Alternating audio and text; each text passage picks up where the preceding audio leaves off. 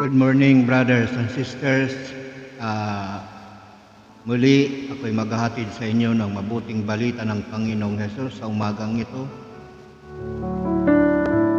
Ang ibabahagi ko po sa inyo ay hanguin natin sa aklat ni Mateo, chapter 19, verse 16 hanggang 30. Pakinggan po ninyo ng mabuti nang sa ganon ay pakinggan at isagawa at isabuhay. Pag nang sa ganon ay kayo man ay magkaroon ng buhay na walang hanggan sa piling ng Panginoong Hesus.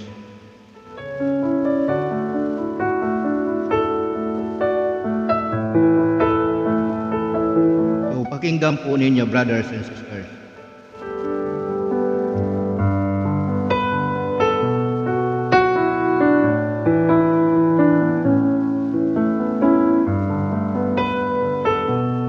May isang mayamang lalaking lumapit sa kanya at nagtanong, "Guro, ano pong kabutihan ang kailangan kong gawin upang makamit ang buhay na walang hanggan?"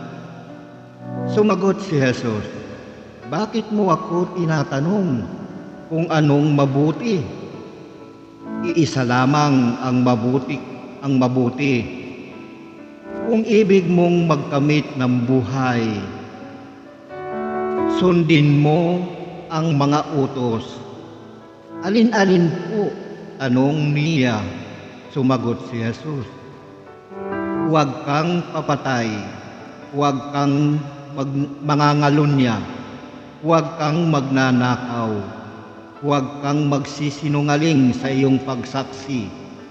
Igalang mo ang iyong ama at ina, at ibigin mo ang iyong kapwa gaya ng pag-ibig mo sa iyong sarili." Sinabi ng binata, "Tinutupad ko na po lahat ng iyan. Ano pa po ang dapat kong gawin?" "Kung ibig mong maging ganap, umayo ka, ipagbili mo ang iyong ari-arian at ipamahagi sa mga dukha ang pinagbilhan. Kapag ginawa mo iyan, magkakaroon ka ng kayamanan sa langit. Pagkatapos, bumalik ka at sumunod sa akin." Sagot ni Jesus. Pagkarinig nito, malungkot na umalis ang binata sapagkat siya'y napakayaman. Sinabi ni Jesus sa kanyang mga alagad, "Sinasabi ko sa inyo, napakahirap mapabilang ang mayayaman sa mga pinaghaharian ng Diyos. At sinasabi ko rin sa inyo, madali pang makaraan ang kamelyo sa butas ng karayom kaysa pasakop sa paghahari ng Diyos ang isang mayaman." Nagtaka ang mga alagad nang marinig ito. Kaya't naitanong nila, "Kung gayon, sino po ang maliligtas?" Tinitigan sila ni Jesus at sinabi, "Hindi ito magagawa ng tao, ngunit magagawa ng Diyos ang lahat ng bagay." At nagsalita si Pedro, "Tingnan po ninyo, iniwan namin ang lahat at kami sumunod sa inyo. Ano po naman ang para sa amin?" Sinabi sa kanila ni Jesus, "Tandaan ninyo ito, kapag nakaluklok na ang Anak ng Tao sa kanyang maringal na trono sa bagong daigdig, kayong sumunod sa akin ay luluklok din sa 12 trono upang hukuman ang 12 lipi ng Israel. At ang sinumang mag-iwan magtiis na iwan ang tahanan, mga kapatid na lalaki at babae, ama, ina, mga anak, o mga lupain, alang-alang sa akin, ay tatanggap ng makasandaang ibayo at pagkakalooban ng buhay na walang hanggan. Ngunit maraming una na magiging huli at maraming huli na magiging una. Yan po, brothers and sisters, ang mabuting balita ng Panginoong Hesus. Purihin natin ang Diyos, purihin natin ang Panginoon.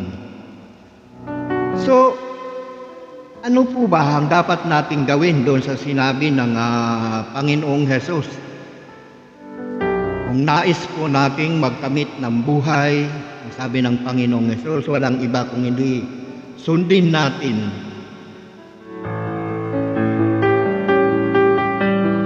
ang sabi po.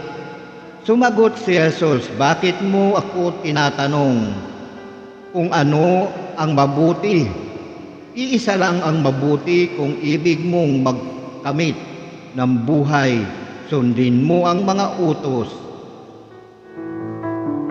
Ano rin po ba yung mga utos na tinutukoy ng Panginoong Hesus? Ayan po, nung binanggit niya, alin-alin po? Tanong niya, sumagot si Jesus, huwag kang papatay, huwag kang mangangalunya, huwag kang magnanakaw, huwag kang magsisinungaling sa iyong pagsaksi.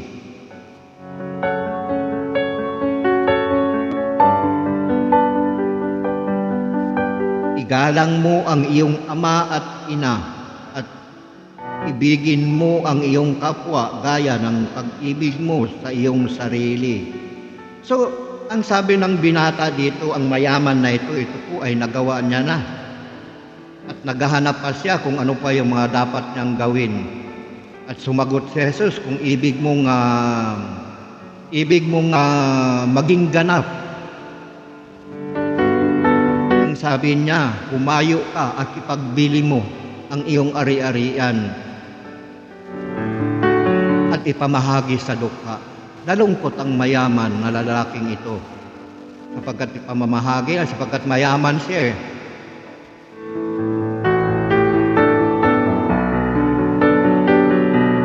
So sa una pa lang na tinunghayan natin, brothers and sisters, ang sabi ng Panginoong Hesus, walang ibang mabuti. Iisa lang ang mabuti.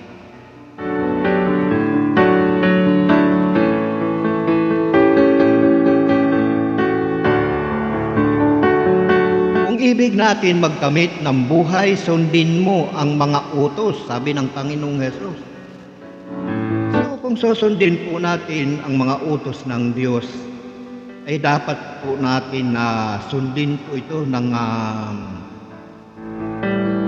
naayon, ng kalugod-lugod sa Diyos. So paano ba natin masusunod ito? Or ano nga ba yung magiging benefits natin kung ito'y ating susundin, sapagkat ito po yung kalugod-lugod ng Diyos na sundin natin ang mga utos ito. Kasi mula pa yan po doon sa Old Testament, yan po yung sa 10 utos ng Diyos na ibinigay kay Moises upang ibigay naman sa mga tao or ipangaral din sa mga tao ng Israel noon. So tingnan po natin dito sa Levitico chapter 26, verse 3, 7, 11 hanggang 13. Pakinggan po ninyo at isabuhay ang mga aral na inyong napapakinggan kung mapapanood po ninyo ang bidyong ito. So, tingnan po natin ang sabi po rito sa Levitico.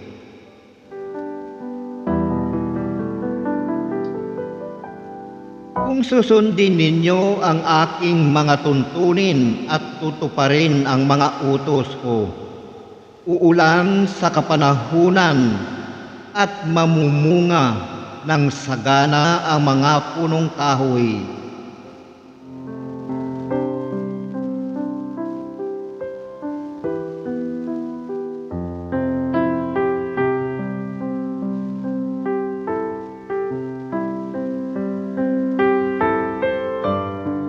Matatakot sa inyo ang inyong mga kaaway at malulupig ninyo sila sa labanan.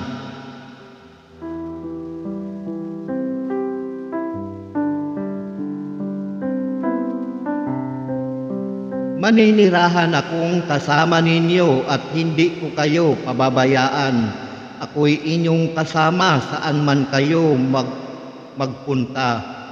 Ako ang magiging Diyos ninyo at kayo naman ang magiging bayan ko.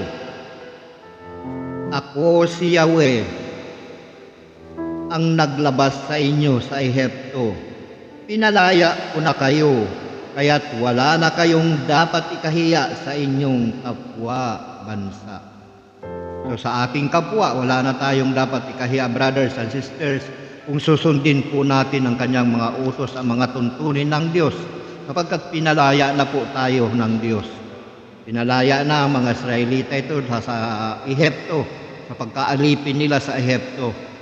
Palaya na ito. So, ito po yung mga benefits o pakinabang natin sa ating pagsunod kung tayo'y susunod ng taos-puso sa Diyos. Sabi niya, kung susundin ninyo ang aking mga tuntunin at tutuparin ang mga utos ko, uulan sa kapanahunan at ito pa, matatakot sa inyo ang inyong mga kaaway at malulupig ninyo sila sa labanan. Yan po, mga brothers and sisters. So, napakaganda. At ito pa ang pinakamaganda, brothers and sisters, ang benefits na ating makakamtan mula sa pagsunod ng mga utos ng Diyos. Maninirahan akong kasama ninyo at hindi ko kayo pababayaan. Ako'y inyong kasama saan man kayo magpunta. Ako ang magiging Diyos ninyo at kayo naman ang magiging bayan ko. Yan po, brothers and sisters. So, napakahalaga na atin sundin ang inuutos ng Diyos. At meron pa niyan, brothers and sisters, hindi lang yan, meron pa kung ano yung magiging makakamtan natin kung patuloy tayong susunod sa mga utos ng Diyos. Kung patuloy nating susundin ang kanyang kautusan, ang kautusan ng Diyos ay ilalayo niya tayo sa mga karamdaman at mga sakit. Ayan po, brothers and sisters.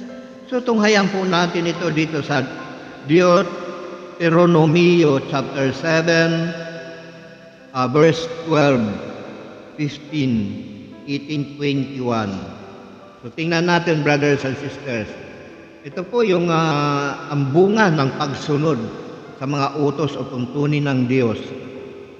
Kung susundin ninyo ang mga kautosang ito, tutop din naman, ito po yung sinasabi po ni Moises doon sa mga tao, sa mga Israelita, nung sila ay nahilabas na sa Ehipto. Nang pagkaalipin nila sa Ehipto, nung sila ay nakalabas na at nadalhin na doon sa lupang ipinangako kay Abraham ng Diyos. Ito po yung ibinigay ni Moises.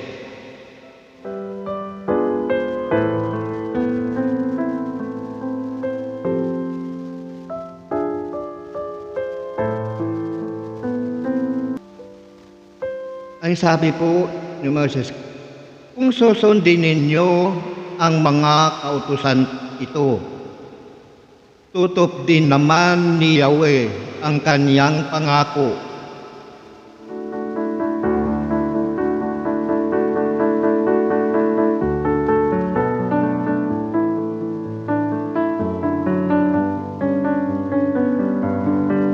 At patuloy niya kayong iibigin. So yun po mga brothers and sisters. Kung susundin ninyo ang mga kautosang ito, tutop din naman ni Yahweh ang kanyang pangako at patuloy niya kayong iibigin.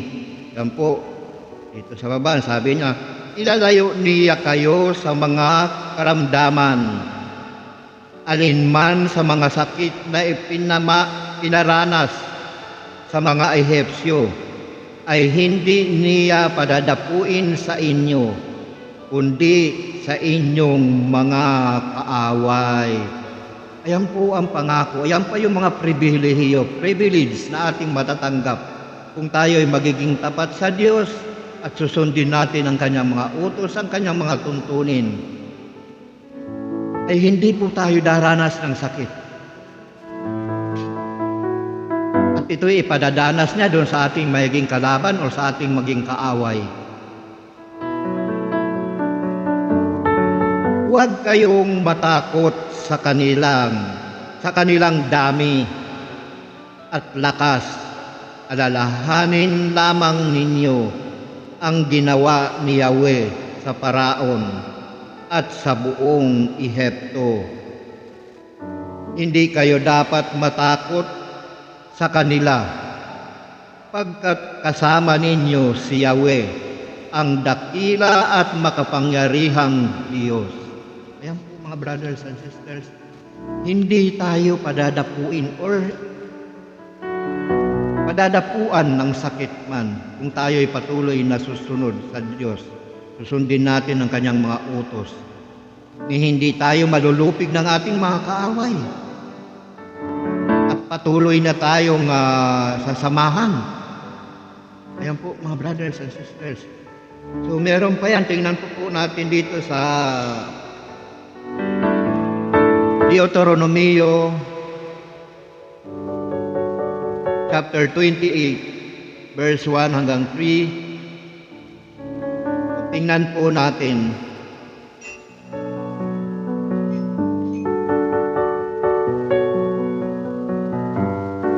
Kung patuloy nating didinggin ang tinig ng Diyos at patuloy na susundin ang kanyang mga utos, tayo'y pagpapalain niya sa loob at labas ng ating bayan o ng ating sambahayan.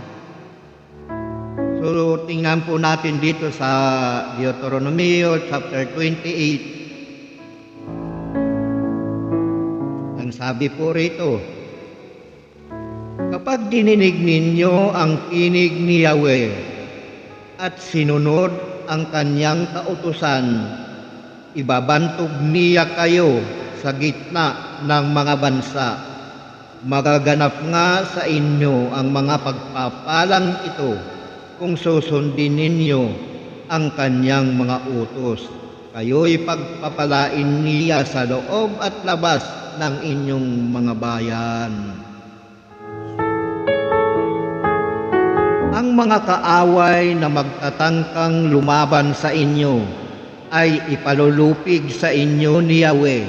Lalaban sila sa inyo, ngunit magkakanya-kanya't silang takas. Ayan po, magkakanya-kanyang takas.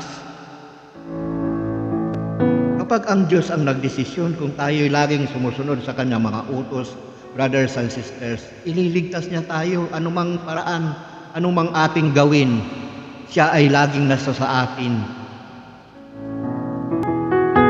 Ayan po, brothers and sisters.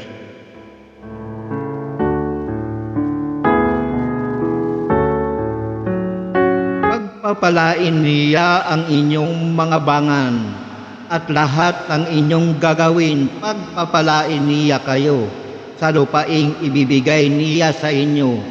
Tulad ng pangako ni Yahweh, kayo'y gagawin niyang isang bansang matatag at nakatalaga sa kanya. Kung susundin ninyo siya at tatalima sa kanyang mga tuntunin, sa gayon, makikita ng lahat ng bansa na kayo'y kanyang bayan at matatakot sila sa inyo. Yan po mga brothers and sisters, hindi po ito literal na bayan na sinasabi po rito sa kasulatang ito.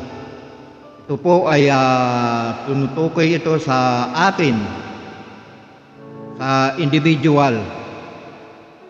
Ginawa po na halimbawa dito yung paglikas nila doon sa Ehipto at dadalhin na sila doon sa bagong lupang pinangako ng Diyos Ama doon sa mga Ehipsyo. So, kaya ganyan po yan. Ito pa po, gagawin niya kayong pangunahin ng mga bansa, hindi tagasunod. Uunlad kayo at di mabibigo kung susundin ninyong mabuti ang kautosang ibinibigay ko sa inyo ngayon. Huwag ninyong lalabagin ang alinman sa sinasabi ko sa inyo. Huwag kayong lilihis sa kanan o sa kaliwa. Huwag kayong tatalikod kay Yahweh, ni sasamba o maglilingkod sa mga Diyos-Diyosan. So ayan po mga brothers and sisters, kung tayo'y patuloy na susunod sa mga utos ng Diyos at hindi tayo lilihis sa kaliwa o sa kanan, kung hindi diretso, yan po ang nais ng Diyos na pagsunod sa Kanya. Hindi yung susunod ka ngayon, bukas hindi. Susunod ka sa makalawa, sa makatlo hindi na. Hindi po yan ang kalugod-lugod sa Diyos at hindi po yan ang nais ng Diyos. Ang nais niya, diretso. Ang pagsunod sa Kanya, mula sa puso, hindi sa nguso. Maraming sumusunod sa nguso lang. Ayan, ang katulad ng mga Pariseo o mga eskriba. Pinapahayag nila ang salita ng Diyos. Ngunit sila man ay hindi gumagawa, hindi nila ginagawa. Kaya nga sabi ng Panginoong Hesus, pero ano ang sabi ng Panginoong Hesus? Ang mga Pariseo at mga eskriba, sila ang pinagkatiwalaan ni Moises doon sa kanyang salita, ng mga salita ni Moises at ang mga sinulat ng mga propeta upang ito'y sabihin sa mga tao. Ngunit sila man ay hindi nila ginagawa ang kanilang pinangangaral. Kaya ang sabi ng Panginoong Hesus, sundin ninyo ang kanilang iniuutos. Gawin ninyo ang nais nila. Ngunit huwag ninyo silang tutularan sapagkat hindi nila ginagawa ang kanilang pinangangaral. Ganyan po ang nais ng Diyos na tumunod tayo ng diretso. Hindi yung kaliwa kanan tayong so yun po mga brothers and sisters, ayan po ang nais ng Diyos.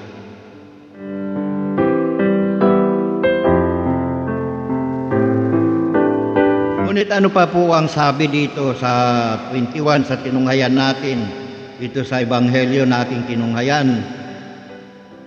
Kung ibig mong maging ganap, umayo ka, ipagbili mo ang iyong ari-arian at ipamahagi mo at ipamahagi sa mga dukha ang pinagbilhan. Kapag ginawa mo iyan, magkakaroon ka ng kayamanan sa langit. Pagkatapos bumalik ka at sumunod sa akin, sagot ni Jesus. So, alam niyo, bakit nasabi ng Panginoong ito, brothers and sisters, na ipagbili ang kayamanan nung isang mayamang ito, binatang mayaman. Bakit po nasabi ng Panginoong Jesus? Sapagkat wala pong makapaglilingkod sa atin ng sabay sa kayamanan at saka sa Diyos. Kaya, ngunit hindi po ito nangangahulugan na bawal yung magkaroon ng kayamanan. Actually, gusto nga ng Diyos na ibigay sa atin ang kaharian ng Diyos. So kaya po nagamit ito ng Panginoong Hesus, kaya nasabi po ito na ipagbili mo ang inyong kayamanan kung ibig mong maging ganap. Kaya kung ibig natin maging ganap sa ating panalig at pananampalataya sa Panginoon, ialay natin ang ating sarili ng buong puso. Kasi kung meron tayong kayamanan, kung meron tayong mga pinagkakaabalahan, hindi tayo makakasunod ng buo sa Panginoong Hesus. Hindi tayo makakasunod ng buo sa Diyos. Sapagkat lagi nating aalalahanin yung ating kayamanan. Saan ko nga ba ilalagay yung kayamanan ko? Parang katulad ng brothers and sisters, yung alinghaga doon sa isang mayaman. Isang mayaman din, dito rin sa banal na kasulatan yan. Isang gabi marami nag-iisip siya sa sabi niya, mag-aani na naman siya. Saan ko kaya ilalagay yung aking mga kayamanan? Hindi na magkasya doon sa kanyang kamalig. Naisip niya, gigibain niya yung maliit niyang kamalig at magpapagawa siya ng malaki upang doon niya imbakin yung kanyang mga kayamanan. At sabi niya, pagka natapos yun, nakaimbak na, naipon na yung kayamanan na doon, kain, tulog na lang daw siya, inom, ganyan, habang buhay.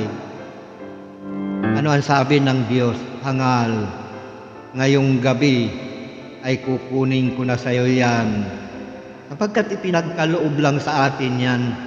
Ang ibig sabihin po nito ay huwag po natin pag-abalahan yung mga bagay na ipinagkaloob sa atin ng Diyos, sapagkat kanyang ipagkakaloob yan eh. Yung mga bagay-bagay na makasanlibutan, pagkakaloob ng Diyos yan.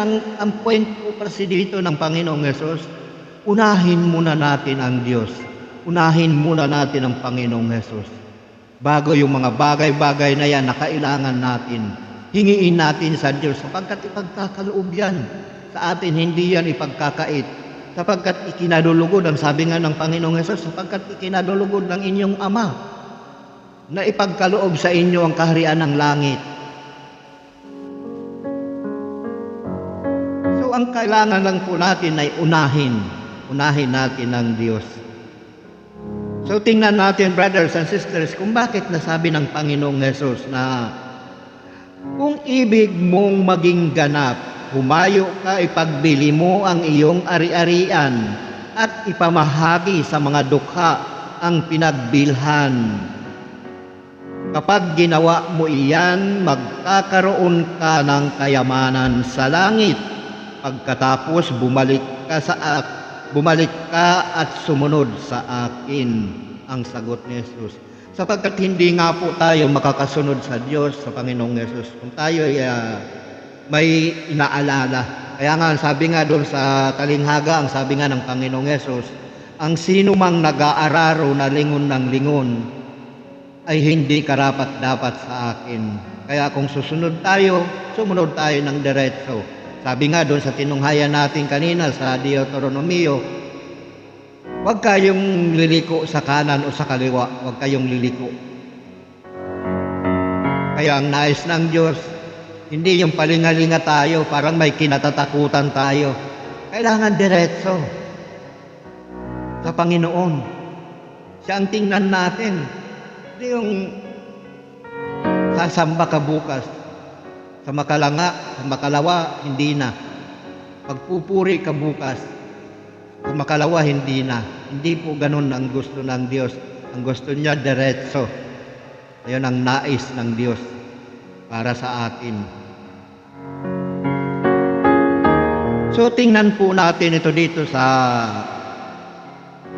aklat ni Mateo chapter 6, 24, 33 hanggang 31 hanggang 33.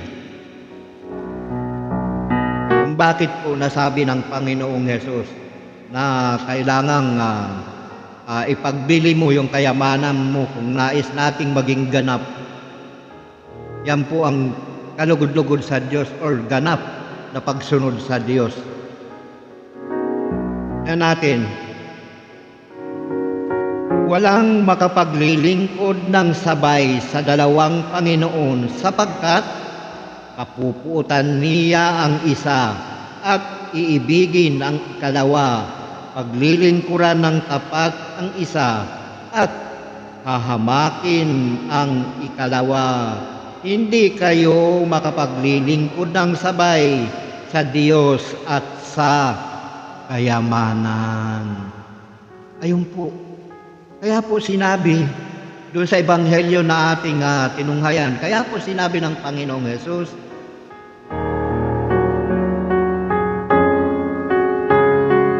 ipagbili mo ang iyong kayamanan at ipamigay sa mga dukha ang pinagbilhan nito at sumunod ka sa akin, sapagkat walang makapaglilingkod ng sabay sa Diyos at sa kayamanan at sa Diyos at kayamanan. Kaya po nasabi ng ganon ng Panginoong Hesus.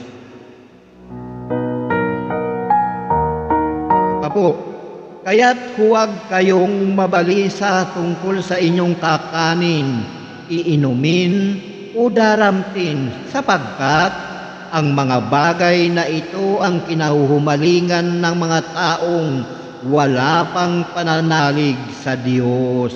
Ayan po. Kasi yung mga nahuhumaling sa mga bagay-bagay na makasanlibutan, yan yung walang pananalig sa Diyos. Kaya nga sabi nga, hingiin natin sa Ama. Ang ano lang doon, ang point doon is unahin natin ang Diyos. At ito'y ipagkakaloob niya sa atin ang lahat ng bagay na ating kailangan. Yan po. Sapagkat ang mga bagay na ito ang kinahumalingan ng mga taong wala pang pananalig sa Diyos. Alam ng inyong Amang na sa langit na kailangan ninyo ang lahat ng ito. Ngunit pag sumakitan ninyong ng higit sa lahat ang pagharian kayo ng Diyos at mamuhay ng ayon sa kanyang kalooban at ipagkakaloob niya ang lahat ng kailangan ninyo. So nakita nyo na, brothers and sisters, kung bakit sinabi ng Panginoong Hesus doon sa mayaman na lalaki na ipagkaloob, na ipagbili mo ang iyong kayamanan at ibahagi sa mga dukha. Ayan po. Ang ibig lang po sabihin, unahin po natin ang Diyos. Huwag natin pag-aksayahan yung mga bagay-bagay na alam naman natin na ang Diyos lang ang makapagbibigay sa atin. So napakalinaw, brothers and sisters, kung ating isa sa buhay ang aral na ito. Actually, nung panahon nga kung hindi sana nagkasala ang si Adan at saka si Eva, edi wala sana tayong paghihirap na nararanasan sa panahon na ito. Hanggang ngayon. Kaso nagkasala yung ninuno natin, yung unang tao Kaya napunta sa atin, pati yung kasalanan na yun, yung sumpa na yun, habang panahon. Kaya naghihirap tayo. Wala sana tayong paghihirap noon. Dahil ang Diyos mismo ang magbibigay sa atin. Kusa na lang iaabot sa atin. Kaso nagkasala nga si Adan at si Eva. Kaya doon sinumpa ng Diyos na kailangan paghirapan natin ang ating kakanin at ikabubuhay.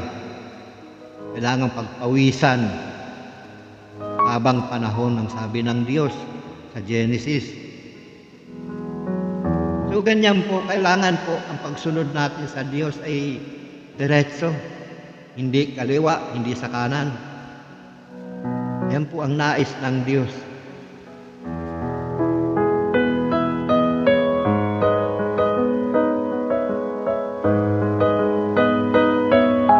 Sapagkat kung nasaan naroon ang inyong kayamanan, ay naroon din naman ang inyong puso. Yan po mga brothers and sisters. Kaya po ganun ang dahilan. Kaya sinabi po ng Panginoon ng ganun, na ipagbili mo yung kayamanan mo at pamahagi mo sa mga dukha. Sapagkat kung nasaan ang kayamanan natin, nandun din ang ating puso. Sapagkat natakot tayo na baka mawala baka manakaw. Di ba? Ganun yan Mahirap ba na talagang ganun ang realidad sa mundong ito?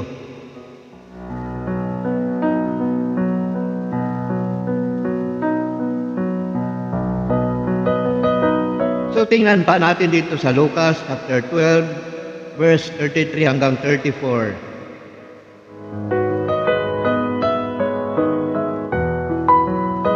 Para sa kayamanan na yan, sabi ng Panginoon dito sa Lucas, huwag kayong matakot, munting kawan, sapagkat ikinalulugod ng inyong Ama na ibigay sa inyo ang kaharian. Ipagbili ninyo ang inyong ari-arian. Yan po, pagbili ninyo ang inyong mga ari-arian. Kung wala kang pananalig sa Diyos, bakit ipagbibili ari-arian mo ito, di ba? Pero kung ikay nanalig at nananampalataya sa Diyos na ito'y ibabalik sa iyo, unahin mo lamang siya, ay magagawa mo, ay magagawa natin.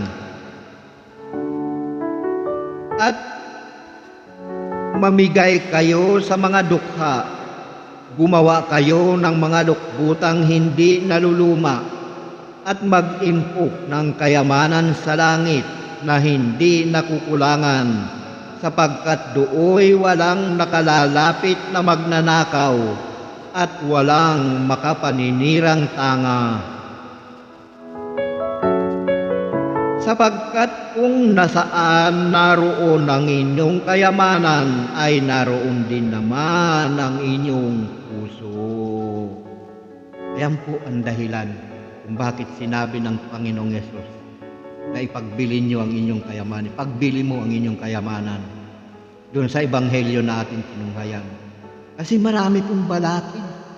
Kapag mayaman na tayo, wala na tayong iniintindi Sarili na lang natin yung kayamanan Hindi na natin maalala may Diyos pala na nagbibigay sa akin nito. Pero kung mahirap tayo, lagi tayong mananalangin sa Diyos. Diba? Lagi natin maalala, Lord, pagkalooban mo po ako ng ganito, ganon. Pagkalooban mo ako ng kayamanan, so ganon. Pero kung mayaman ka na, maalala pa ba natin ang Diyos? Hindi na. Kasi alalahanin na lang natin yung kayamanan natin, saan ko ba ilalagay ito? Ang dami ko ng kayamanan na, saan ko ba iimbakin ito? Di ba, brothers and sisters? Kaya sinabi ng Panginoong Hesus yun. Ganun po ang ibig kong sabihin noon. Hindi po ibig sabihin na ipagbili yung kayamanan, wala na, nais ng Diyos na mawalaan ka ng kayamanan. Hindi po yun ang ibig sabihin na ipagbili mo ang iyong kayamanan at ipamahagi sa mga dukha. Actually, yun yung kayamanan mo doon Yung ipamahagi mo sa mga dukha, yung iyong pinagabilhan ng iyong kayamanan. At ang Diyos ang magbabalik sa iyo noon. Nang siksik-liglig at tumaapaw pa. Yan ay ibabalik sa iyo ng higit pa. Tingnan mo yung, brothers and sisters, yung doon sa Hub, kay Hub. Nawala na sa kanya ang lahat. Sapagkat itong si Hub, matuwid na tao ito. Siya yung pinakamayaman doon sa lugar na yun. Nung sinubok siya ni Satanas, nawala lahat sa kanyang kayamanan niya. Na kahit na walang kasalanan, nanikluhod siya, si Hub, sa Diyos, nagmakaawa, lumapit siya, at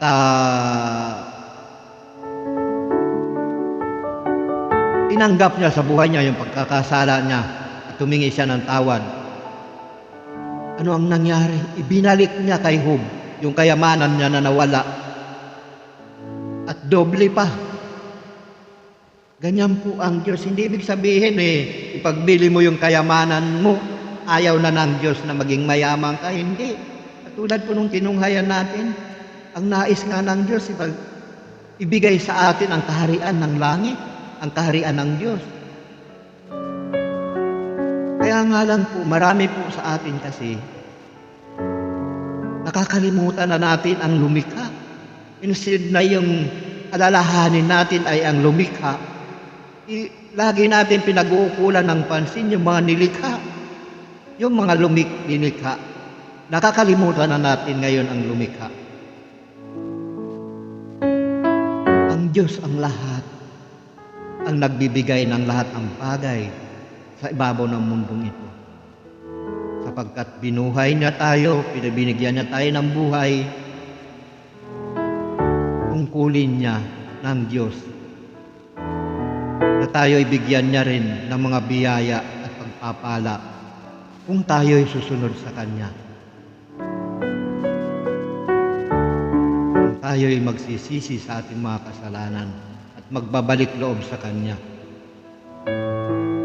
Ayan po ang nais ng Diyos.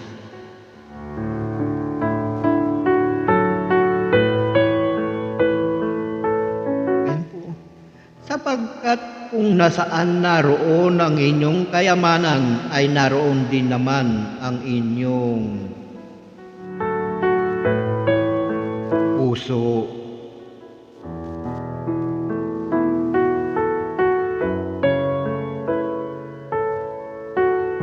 So tingnan pa natin dito sa 14. Ayan po, gayon din naman, hindi maaring maging alagad ko ang sino man kung hindi niya tatalikdan ang lahat sa kanyang buhay. Kasi kung susunod nga naman tayo sa Panginoon, may inaalala tayo ng mga kayamanan, may inaalala tayong lupa, may inaalala tayong mga hayop na alagain, hindi tayo makakasunod ng diretso eh. Kasi pupunta tayo doon sa prayer meeting, sasamba tayo sa Diyos. Ay, oras na pala. Kailangan kong isingkaw, ika nga, yung mga baka para makakain. Oh, di nawala na yung focus natin doon sa pakikinig ng salita ng Diyos. Ay, nakabukas yata yung bahay ko, yung tahanan ko. Baka looban ako ng magnanakaw. Baka maubos yung kayamanan ko. Kaya po nasabi ng Panginoong Hesus na ganon ay pagbili mo. Kasi ganyan eh. Ang gusto ng Diyos, gusto niya nakatuon sa Kanya ang ating puso, buong isip, buong kaluluwa, buong lakas. Sapagkat ipagkakaloob niya ang lahat ng bagay na ating pangailangan kung uunahin natin siya. Hindi katulad ng mga mga Pariseo eh. Nung nangangaral ang Panginoong Hesus, ayaw niya ng kayamanan. Kaya mo, hindi kasi nila naiintindihan ang sinasabi ng Panginoong Hesus. Wala silang pangunawa. Ganyan tayo kapag wala tayong pangunawa, agad nating hinuhusgahan yung sinasabi ng ating kapwa. Hindi natin tinitingnan ano nga ba yung nasa kanyang puso. Hindi natin inaalam ano nga ba yung layunin niya. Ba't niya nasabi yun? Hindi po masama maging mayaman. Nalulugod ang Diyos na ipagkaloob sa atin yan. But the point is, unahin natin siya. At ipagkakaloob niya sa atin ang lahat ng bagay. Lahat ng kayamanan na yan, ipagkakaloob niya sa atin.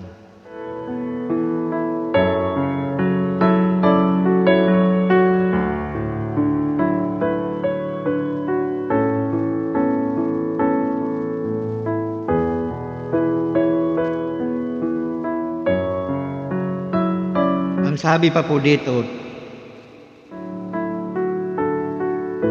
nagtaka ang mga alagad nang marinig ito, kaya't naitanong nila, kung gayon, sino po ang maliligtas? Tinitigan sila ni Hesus at sinabi, hindi ito magagawa ng tao, ngunit magagawa ng Diyos ang lahat ng bagay.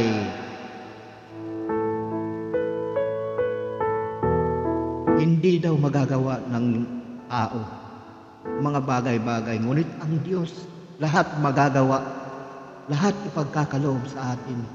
Sapagkat sa Kanya nanggagaling ang lahat ng yan. Wala tayo niyan. Kung hindi niya ipagkakaloob sa atin, hindi niya ipagkakatiwala sa atin.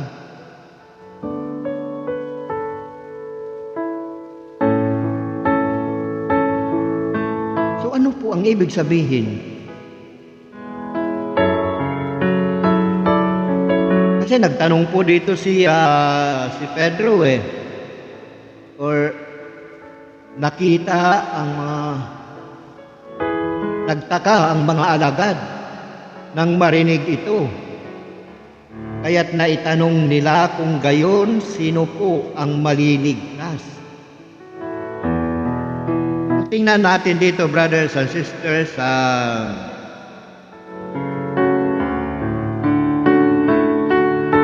kaya kapag inanyayahan tayo ng pakikinig ng salita ng Panginoon Diyos, ay makinig tayo upang pagharian tayo ng Diyos.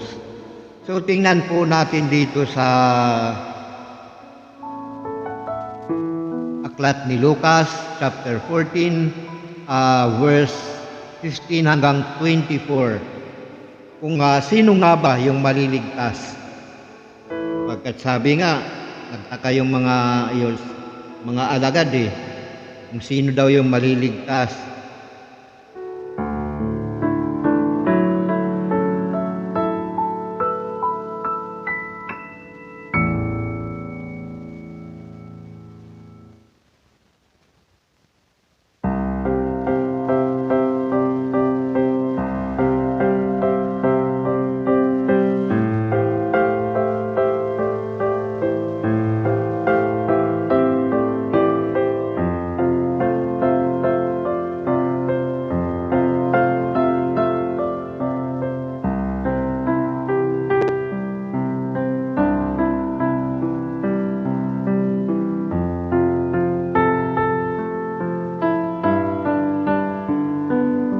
Tingnan po natin, pakinggan po ninyo ang sabi.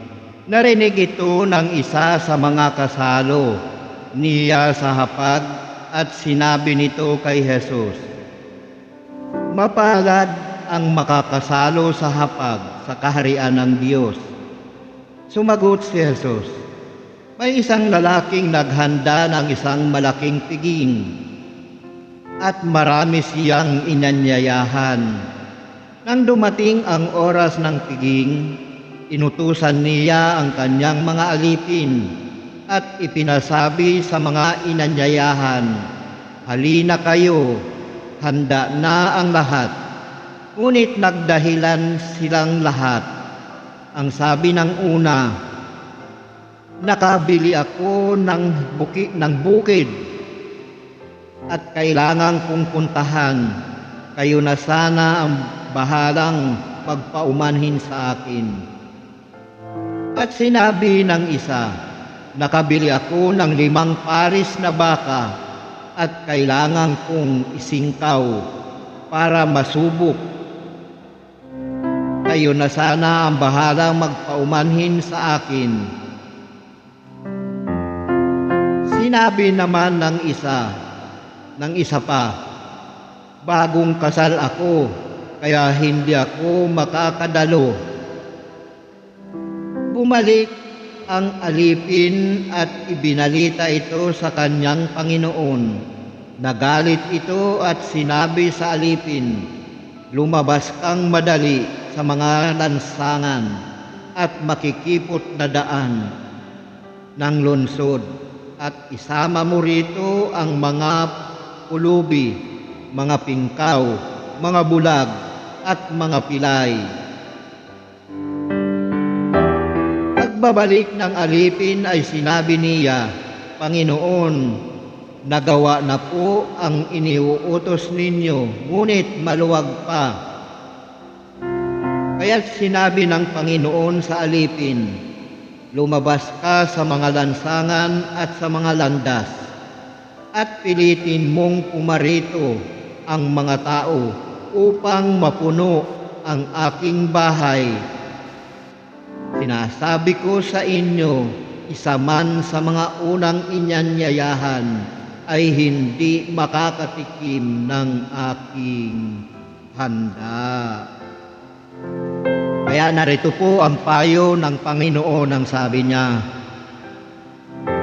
"Kaya kung ikaw ay maghahanda ng isang malaking salo-salo, ang mga pulubi, mga pingkaw, mga pilay, at mga bulag ang anyayahan mo, hindi sila makagaganti sa iyo, at sa gayoy magiging mapalad ka.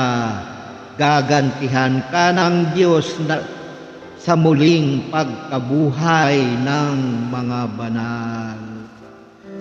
So ayan po, brothers and sisters, kaya po nasabi ng Panginoon Jesus, na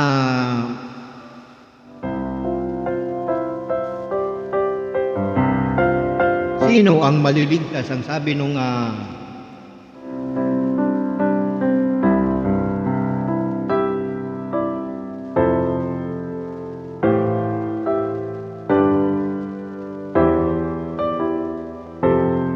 nagtaka ang mga alagad nang marinig ito, kaya't naitanong nila kung gayon sino po ang maliligtas.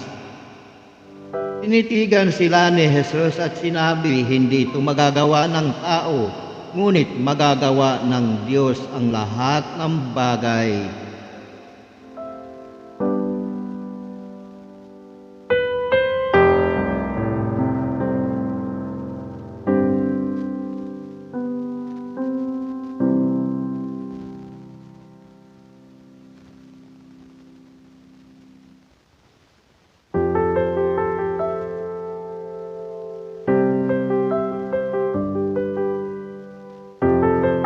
So yan po, brothers and sisters, sapagkat kung mayaman ka,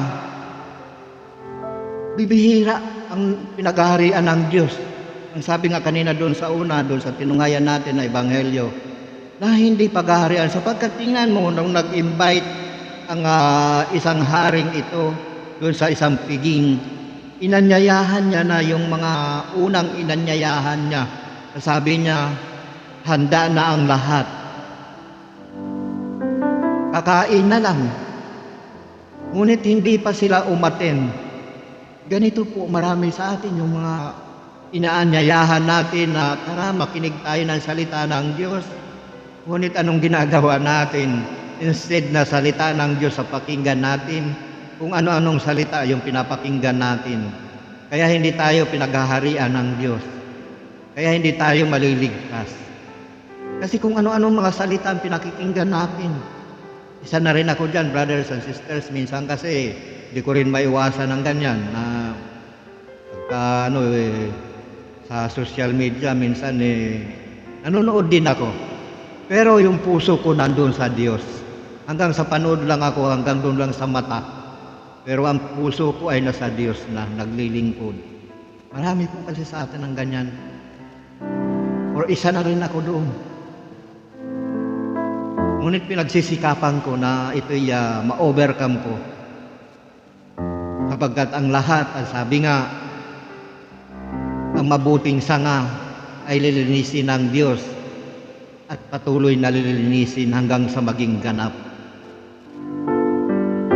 So ganyan yan, brothers and sisters. Ang talinghagang ito, ang piging na ito, ay hindi po ito literal na piging. Ito po yung mga pagtitipon tungkol sa salita ng Diyos na marami sa ating inanyayahan. Nagdadahilan tayo. Ay mare, magpapariban pa ako mamaya, hindi ako makakaatin Pwede kayo na lang muna, sa susunod na lang ako. Pare, umaten tayo, may mga pagtitipon mamaya. Diyan sa plaza, meron, magpapahayag ng salita ng Diyos. Ay pare, graduation ng anak ko aaten ako ganun dahilan di ba? So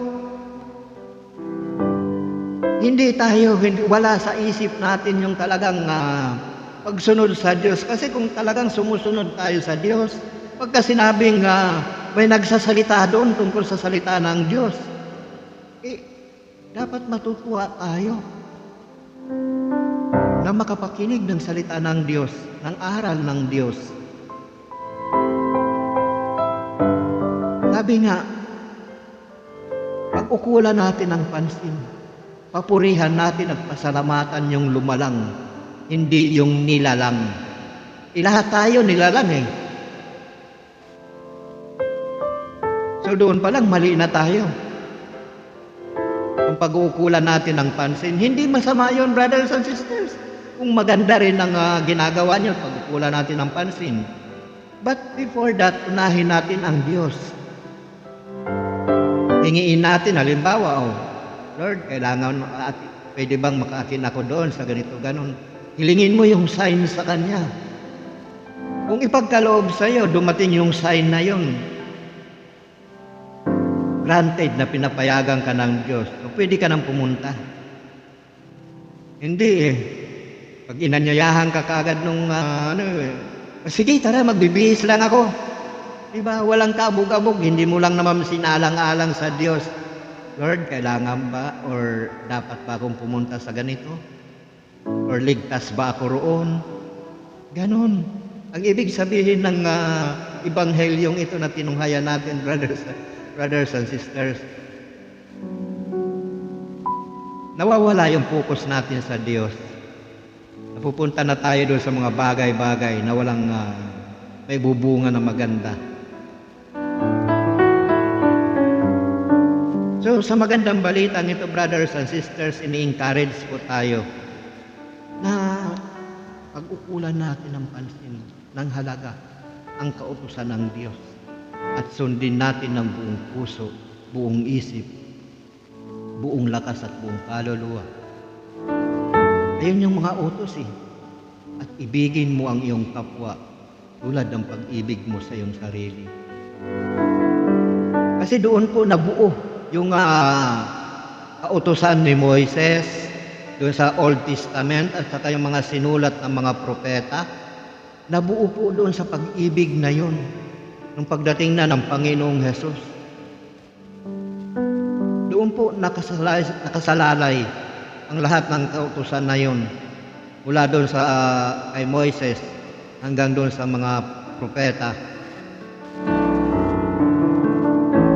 Kaya pag-ibig, sapagkat inibig tayo ng Diyos, kaya ibinigay niya ang kanyang nag-iisang bugtong na anak upang tayo iligtas sa ating mga kasalanan. Tapos hindi lang naman natin mapasalamatan. Mapasalamat tayo hanggang sa nguso lang, pero sa puso wala. Kaya ngayon nga sabi ng Panginoong Hesus kasi talos niya yung mga kaisipan ng tao Alam niya kung ano yung binabalak natin. Alam niya kung ano yung nasa isip natin. Sabi nga paggalang ng aking bayan, nahandog sa akin pagpapaimbabaw, sapagkat sa bibig lamang nagmumula, hindi sa puso. Dapat galing sa puso, brothers and sisters, hindi sa nguso. Kasi pagka sa nguso lang, wala. Pagka idinura mo, wala na yun Nakalimutan mo na Pero pagka nasa puso mo, habang buhay mong dadalhin yun.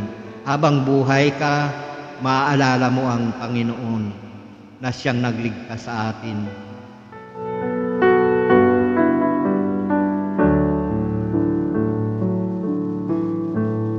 So yun po, brothers and sisters.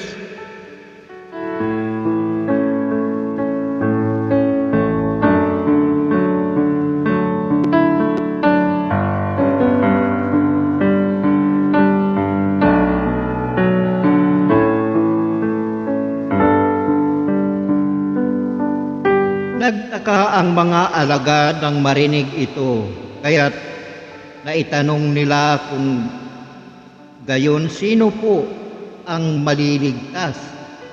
Tinitigan sila ni Jesus at sinabi, hindi ito magagawa ng tao, ngunit magagawa ng Diyos ang lahat ng bagay.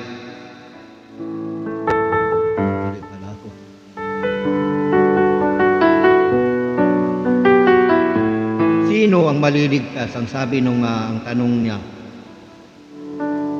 Paano ba tayo maliligtas? So tingnan natin dito sa aklat ni Roma,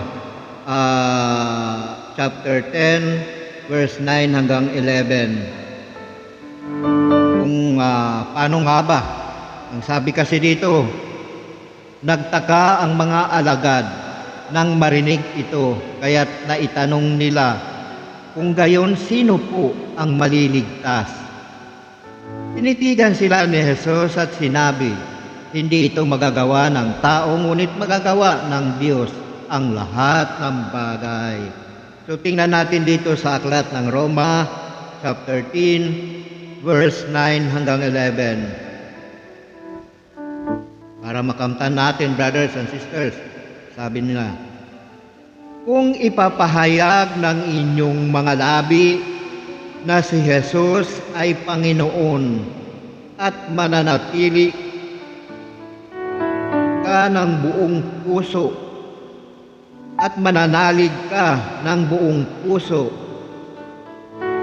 na siya'y muling binuhay ng Diyos, maliligtas ka. Yan po, brothers and sisters, kung ating ipapahayag, ang sabi niya, kung ipapahayag ng iyong mga labi na si Jesus ay Panginoon at mananalig ka ng buong puso na siya'y muling binuhay ng Diyos, maliligtas ka. O kailangan natin ipahayag at manalig tayo sa Diyos. Maliligtas ka. Ang sabi po. Kaya hindi lamang sa nguso kundi sa puso.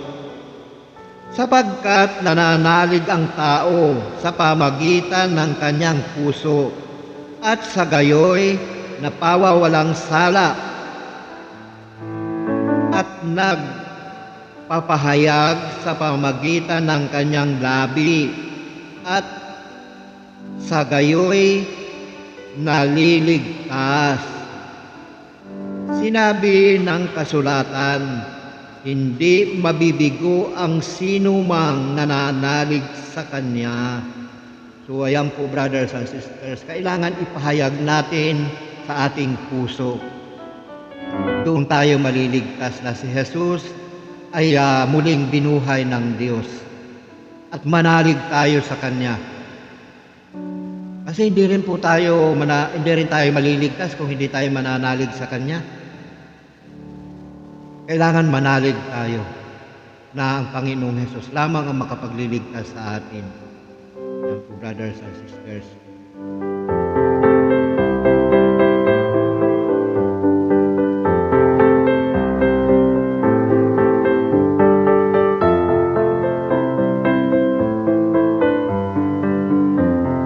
At nagsalita si Pedro, tingnan po ninyo, iniwan namin ang lahat at kami sumunod sa inyo. Ano po naman ang para sa amin? Sinabi sa kanila ni Jesus, tandaan ninyo ito, kapag nakaluklok na ang anak ng tao sa kanyang maringal na trono sa bagong daigdig, kayong sumunod sa akin ay luluklok din sa 12 trono upang hukuman ang 12 lipi ng Israel. At ang sino mang magtiis na iwan ang tahanan, mga kapatid na lalaki at babae, ama, ina, mga anak o mga lupain, alang-alang sa akin, ay tatanggap ng makasandaang ibayo at pagkakalooban ng buhay na walang hanggan. Ngunit maraming una na mauhuli na magiging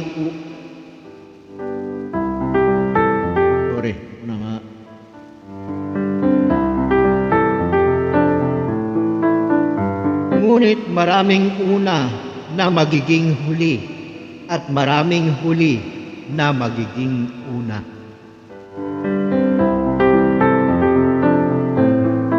So ano po ba ang ibig sabihin ng Panginoong Hesus sa kanyang pagbabalik?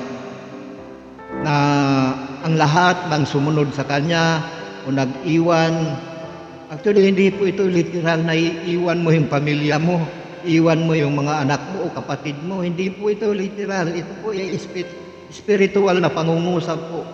Kaya dapat nating alalahanin kasi meron ba't ko iiwan yung pamilya ko? Ba't ko iiwan yung lupain ko? Hindi po yun ang ibig sabihin. Kaya po nasabi ng Panginoong Hesus yan dahil nga doon sa, di ba yung una natin mga tinunghayang kanina. Dahil kung tayo ay susunod sa Kanya nang marami tayong inaalala sa buhay, hindi tayo makakasunod ng buong puso. Kaya po sinabi ng Panginoon ng ganyan. Ang nais nga ng Panginoon magmahalan Kaya lang unawain lang po natin ang ibig sabihin. Hindi porket sinabi ng Panginoon na iiwan mo yung pamilya mo, yung asawa mo o yung mga magulang mo, yung mga kapatid mo, ay talagang iiwan mo. Ang sinasabi po kasi dito, dapat tayo sumunod sa Kanya ng buong puso. Pangalawa, yung pamilya na lang, ganyan, yung mga ari-arian, yung mga kayamanan. Unahin natin lagi ang Diyos. Unahin natin ang Panginoong Hesus. Ayan po ang ibig kong sabihin. Hindi porket sinabi ng Panginoon, iiwan. Di iwan, lalayo na ako. Doon nga lang sa doon nga lang sa tungkol sa pag-aasawa Iiwan mo yung asawa mo nang hindi sa pangangalo niya ang dahilan, ay itinulak mo ang asawa mo ng pagkakasala at ikaw rin ay nagkasala rin. Dahil nagkasala yung asawa mo kung mag-aasawa pa ng iba itinulak mo siya sa pangangalo niya. Ganon po kahirap. Kaya kung hindi naman nang dahil sa pangangalo niya, nahihiwalayan mo yung asawa mo, hindi kalugod-lugod yun sa Panginoon. Pero kung dahil sa pangangalo niya, talagang iiwan mo na. Kasi nagkasala na siya kung iiwan mo siya, hindi naman dahil sa pangangalo niya, nagkasala ka. Nagkasala rin yung iniwan mo, yung asawa mo. Kala natin ligtas na tayo. Hindi, brothers and sisters. Sa tao, maaari. Kung wala tayong pangunawa ng espiritual. Kung naintindihan lang natin yung makasanlibutan na yung mga espiritu ng sanlibutan.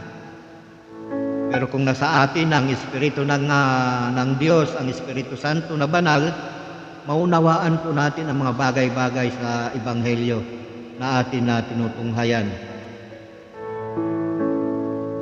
Yan po, so tunghayan po natin dito sa aklat ni Mateo, chapter 25, 31.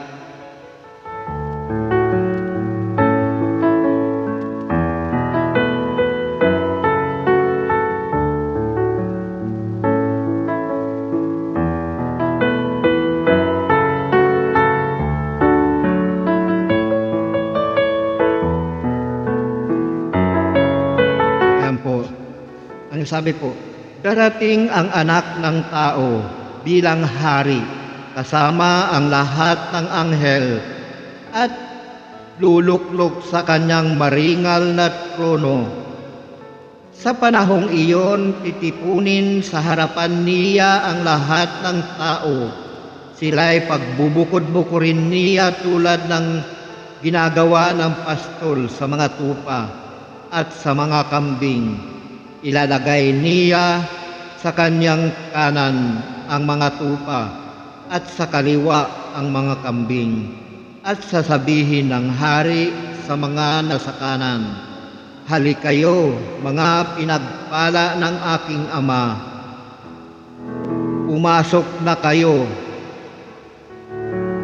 at manirahan sa kahariang inihanda para sa inyo mula pa nang likhain ang sanlibutan. Ayan po. Kaya dapat malagay tayo sa kanan para makapasok tayo doon sa kaharian ng Diyos.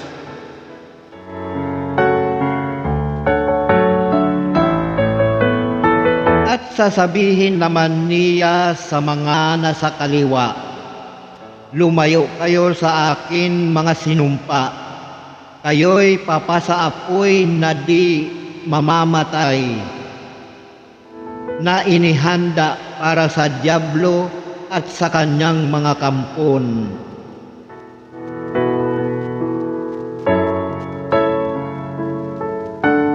Itataboy ang mga ito sa kaparusahang walang hanggan. Ngunit ang mga matuwid ay tatanggap ng buhay na walang hanggan. Ayan po, brothers and sisters, ang kabuuan ng ating tinunghayan na Ebanghelyo. Tatanggap tayo ng buhay na walang hanggan. Kung tayo ay patuloy na susunod sa mga utos ng Diyos, kung tayo'y maglilingkod ng tapat sa Diyos, pagdating ng panahon, pagluklok ng Diyos, ng Panginoong Hesus sa kanyang maringal na trono, lahat ng sumunod sa kanya, lahat na nag-iwan ng kapatid, asawa, or sambahayan, or lupa, ay luluklok din doon sa tabi niya pagdating ng panahon. At itong mga nasa kaliwa, yung mga kambing, itataboy ang mga ito sa kaparusahang walang hanggan, ngunit ang mga matuwid ay tatanggap ng buhay na walang hanggan. Ay, brothers and sisters, sana napakinggan ninyo or sa buhay ninyo or mapanood ninyo ang magandang balitang ito ng Panginoong Hesus, sapagkat nag-i-encourage po ito sa atin na tayo'y mamuhay ang naayon sa kanyang mga tuntunin, ang naayon sa kanyang mga utos, hindi mga utos ng kung ano-ano, ang utos ng Diyos ang sundin natin, hindi utos ng mga tao. So ang paalalang ito, ang ebanghelyong ito, brothers and sisters, kung ating isa sa buhay, magkakamit tayo ng buhay na walang hanggan. Yan po ang pangako, narito ang mga matuwid. Sabi niya, tatanggap ng buhay na walang hanggan. Yan po yung sabi ng ganoon ng mga kambing, kung mapunta tayo sa mga kambing sa kaliwa, at sasabihin naman niya sa mga nasa kaliwa, lumayo kayo sa akin mga sinumpa, kayo'y pasasaapoy na di mamamatay, na inihanda para sa dyablo at sa kanyang mga kampon. Sino ba ang kampon ng dyablo? Eh di yung mga gumagawa ng masama. Kasi ang dyablo yun ang ama ng kasamaan, ama ng kasinungalingan. Yang gumagawa ng mabuti, sino? Eh di yung mga gumagawa ng mabuti, sapagkat ang Diyos ay mabuti. Pag-ibig ang Diyos. Ayan po kaya piliin natin na tayo'y mapunta sa kanan, sapagkat ang Panginoong Hesus ay nakaupo ngayon sa kanan ng Ama, na makapangyarihan sa lahat. Kaya pagdating ng araw, ang sabi niya, ang pangako niya, ang lahat ng sumunod sa akin, kapag siya'y nakaluklok na sa kanyang maringal na trono sa bagong daigdig, sapagkat ibababa ang bagong Jerusalem dito sa lupa mula sa langit. Kung mababasa natin doon sa Revelation, nandun po yan. Ilan ang sukat ng bagong Jerusalem? 4,200 kilometers ang layo at ang lapad. Yan po ang lawak ng bagong Jerusalem na ibababa mula sa langit. Kaya siguro napakasarap makapanirahan tayo doon. Kapagkat yung apakan natin doon, yung kalsada natin, ginto kumikislap At hindi na natin kailangan doon ng ilaw sapagkat maliwanag doon. Sapagkat ang Diyos ang magsisilbi nating ilaw. Ang Panginoong Hesus ang magsisilbi nating ilaw. Kaya sabi niya, ang lahat ng sumunod sa akin ay luluklok sa 12 trono, o 12 trono, sa 12 lipi ng Israel. So, sa buhay ninyo at ganapin ninyo, brothers and sisters, sa mabuting balita ito, kung inyong mapanood sa videong ito. So, hanggang sa muli, brothers and sisters, kung luluobin ng Panginoong Hesus, ng Diyos na ako'y makapagpahayag muli. Sumainyo ang pagpapala ng Diyos Ama, Diyos Anak at ng Espiritu Santo. Lord, salamat po sa mabuting balitang ito ng Panginoong Hesus na aking ibinahagi sa aking mga kapatid. Loobin mo nawa sa bawat makapanood ng videong ito na maunawaan po nila ang bawat salita na kanilang maririnig.